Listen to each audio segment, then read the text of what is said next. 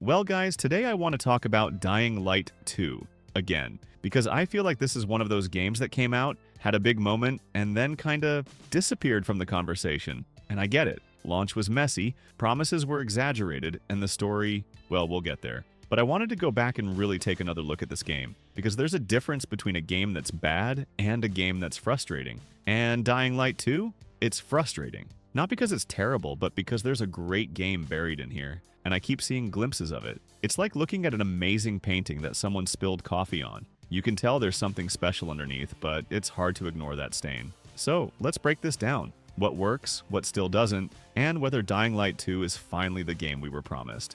Alright, so let's rewind to before launch. Dying Light 2 had insane hype. The first game was a surprise hit. Techland took the zombie formula and made it feel fresh with parkour, a cool day-night cycle, and a surprisingly good post-launch support plan. So when they announced a sequel, people were ready. And then Techland started making some huge promises. The choices they said would change everything. Like entire districts of the city would look completely different based on what you did. The factions would be dynamic, with their own goals and conflicts. Parkour would be even smoother. Combat would have even more depth. And of course, there was that whole 500 hours of content thing, which they later clarified was more like if you do literally everything. But still, the message was clear. This was going to be huge. And then it came out, and yeah. Look, I played this game at launch. I was so ready to lose myself in this world. And for the first few hours, I was actually having a great time. The movement felt good, the world was cool, and the atmosphere was there. But the more I played, the more I started noticing cracks. The story felt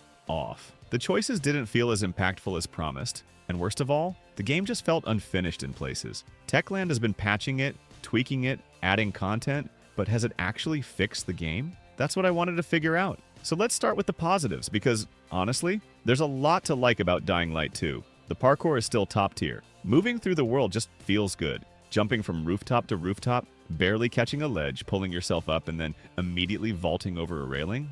It's satisfying. The best moments in this game are when you're just flowing through the city, chaining together movements like some kind of post-apocalyptic ninja. And yeah, combat is still fun too, at least in that Dying Light kind of way. If you like the first game's melee system, this is more of that. Weapons feel weighty, drop-kicking zombies off buildings is still hilarious, and the upgrade system lets you make some absolutely ridiculous creations. Nothing beats swinging an electrified axe that also sets things on fire. And the world? It's actually beautiful. Yeah, it's a post-apocalyptic wasteland, but it's a vibrant one.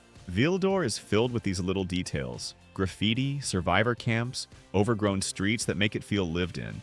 But here's the problem. I need to talk about the story, because this is where Dying Light 2 really loses me. The first game wasn't exactly Shakespeare, but it worked. You had a clear goal, a decent cast, and a world that felt mysterious enough to keep you invested. But in Dying Light 2, I don't even know where to start. So you play as Aiden Caldwell, a guy looking for his long-lost sister. Cool, simple enough. But the game throws you into this whole faction war, where you have to make these big choices that should shape the city. Except, they don't feel as impactful as promised. Techland made it sound like your decisions would completely reshape the world, but in practice it's more like, do you want this building to have a water slide or a zip line? I mean, yeah, it's a choice, but it's not world-changing, you know? The main villains are cartoonishly evil, Aiden is kind of a blank slate, and a lot of the emotional beats just don't hit.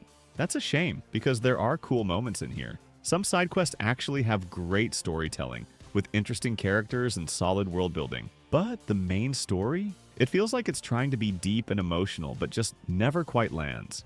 Another thing that kind of bugs me? The day-night cycle. Now, in the first game, nights were terrifying. The moment the sun went down, you knew it was time to either hide or run for your life. But in Dying Light 2, nights are fine. Yeah, there are more zombies, and some of them are tougher, but it never reaches that same level of fear and tension. I remember in Dying Light 1, my heart rate would go up the second night fell. In this game, I just kind of sigh and keep moving, which sucks because the idea is still great. The infected get stronger at night, but you also get better loot if you risk it. That should be a perfect balance of risk versus reward, but for some reason, it never feels dangerous enough to make me really care.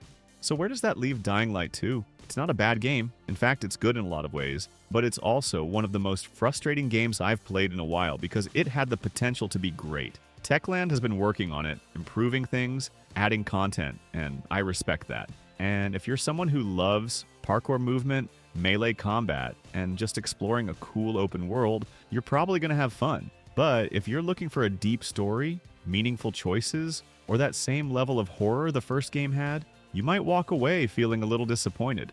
Now, let's talk about what's changed since launch, because Techland has actually been putting in the work. They didn't just drop the game and disappear, they've been patching it, adding content, and tweaking mechanics based on feedback. And while it's not a full-on redemption arc like No Man's Sky or Cyberpunk 2077, there's been some real progress. For starters, movement has improved. One of the biggest complaints at launch was that parkour felt a little off, like it wasn't as fluid as the first game. And I felt that too. There was this weird stiffness, a kind of clunkiness that just shouldn't have been there. But after several updates, it's way better. Movements feel more natural, and they even tweak the animations to make things smoother. Is it perfect? No, but at least now I don't feel like I'm fighting the controls when I'm just trying to run across some rooftops. They also added new traversal tools, which is huge. Stuff like the grappling hook finally feels more useful. It's still different from the first game's version, but it's better than it was at launch. The paraglider is another great addition, letting you cover long distances quickly, and it makes exploring the city actually fun.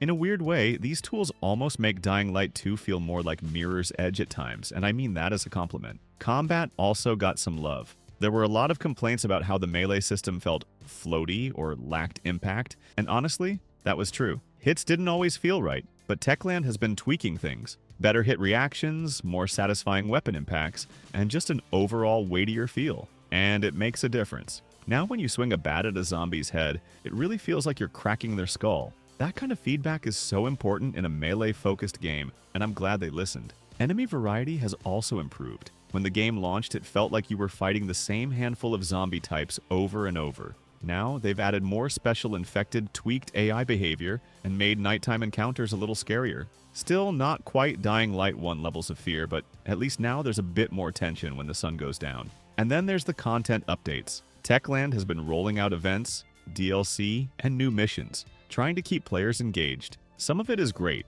new weapons, new challenges, but some of it feels a bit like filler. It's cool that they're still supporting the game, but at this point, I think what it really needs is a major expansion that shakes things up. Speaking of which, let's talk about the DLC. The first major expansion, Bloody Ties, was fine. It introduced a gladiator-style arena, some new characters, and a side story that was okay, but it didn't really add anything game-changing. If you were hoping for something on the level of the following, the massive expansion from the first game that added vehicles, a huge new map, and a completely different playstyle, then you were probably disappointed. Bloody Ties felt more like extra content rather than a true expansion, and that's kind of been my issue with Dying Light 2's post-launch support so far. They're adding stuff, but they're not adding anything that fundamentally changes or elevates the experience. The first game got so much better over time because of huge additions, new mechanics, entirely new areas, big overhauls.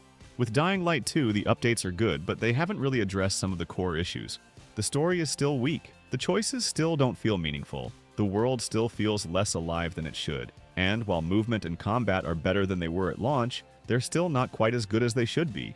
So where does that leave the game now? Honestly, if you've never played Dying Light 2 and you're jumping in today, you're probably going to have a much better experience than those of us who played at launch. The game is more polished, the mechanics feel better, and there's more content to mess around with. But if you did play at launch and walked away disappointed, I don't know if there's enough here to bring you back. It's still a fun game. The parkour, the combat, the world, it's all solid. But I keep coming back to this feeling that it could have been so much more. It had the potential to be an all-time great, and instead it ended up being good, just good.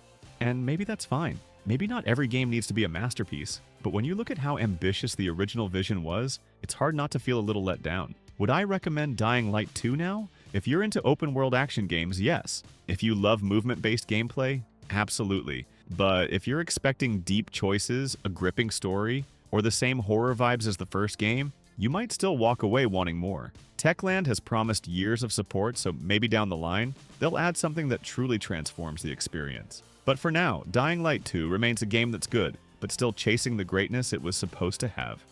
Hey, if you made it this far, thanks for sticking around. I really appreciate it. If you enjoyed this, let me know what you think. Do you agree, disagree, or feel like Dying Light 2 deserves another shot? I'd love to hear your thoughts. Either way, thanks again, and I'll catch you in the next one.